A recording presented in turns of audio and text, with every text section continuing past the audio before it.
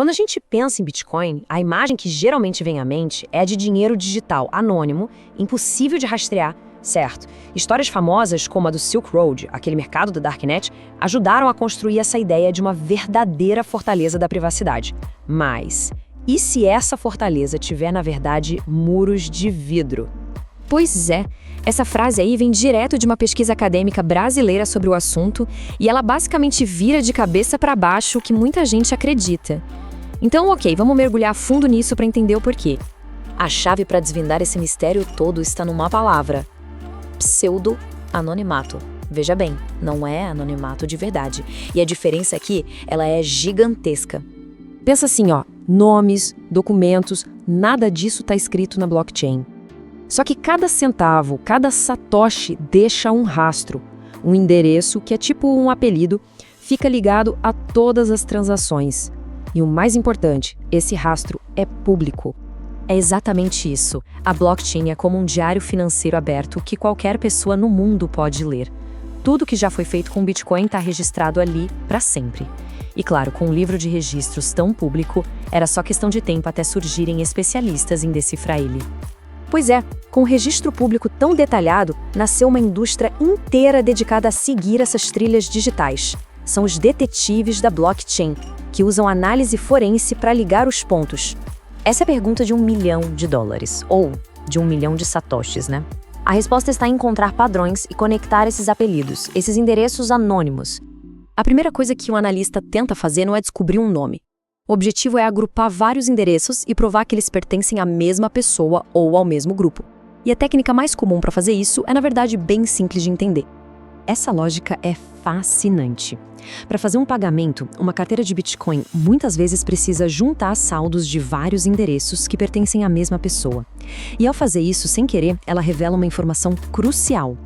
Todos aqueles endereços de entrada usados na transação pertencem à mesma entidade. E aqui a gente vê um exemplo prático de uma investigação real, tirada da fonte da nossa análise. Os endereços em verde e vermelho pareciam totalmente isolados. Mas analisando as transações, os investigadores conseguiram conectar eles a esse grupo central em azul, revelando uma rede bem maior, toda controlada por uma pessoa só.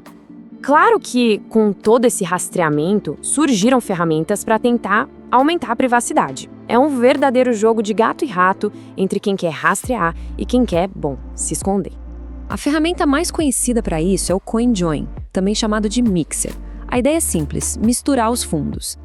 Em vez de uma pessoa fazer uma transação sozinha, ela se junta com várias outras para combinar seus bitcoins numa única transação gigante.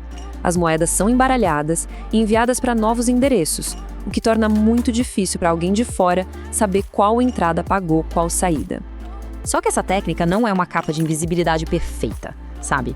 Analistas experientes e softwares super poderosos conseguem encontrar pequenas pistas, alguns padrões e anomalias, até mesmo nessas transações que foram todas embaralhadas. E essa imagem aqui ilustra o poder dessas ferramentas de um jeito impressionante. Essa é a tela do Chainalysis Reactor, um dos softwares forenses mais famosos, sendo usado para desmontar a rede financeira do Silk Road 2. Cada linha, cada ponto é uma pista tirada direto da blockchain pública, mostrando exatamente como o dinheiro se movia.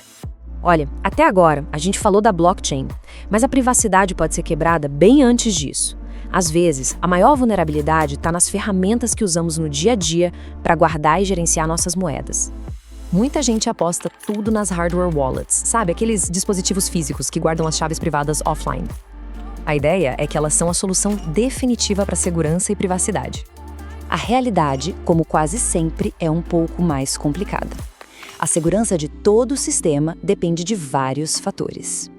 Um estudo da Universidade de Edimburgo mostrou que até esses dispositivos têm pontos fracos. Os pesquisadores criaram um malware simples que conseguiu interceptar a comunicação entre a carteira e o computador. Isso mostra algo crucial. O cofre, que é a hardware wallet, pode ser super seguro, mas a ponte de comunicação com o computador é uma vulnerabilidade que pode ser explorada.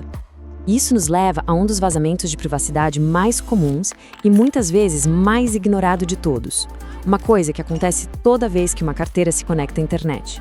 Essa tabela mostra algo que, olha, pode ser um choque. Muitas das carteiras mais populares do mercado, incluindo os aplicativos que a gente usa para gerenciar as hardware wallets, como a Ledger, registram um endereço de IP.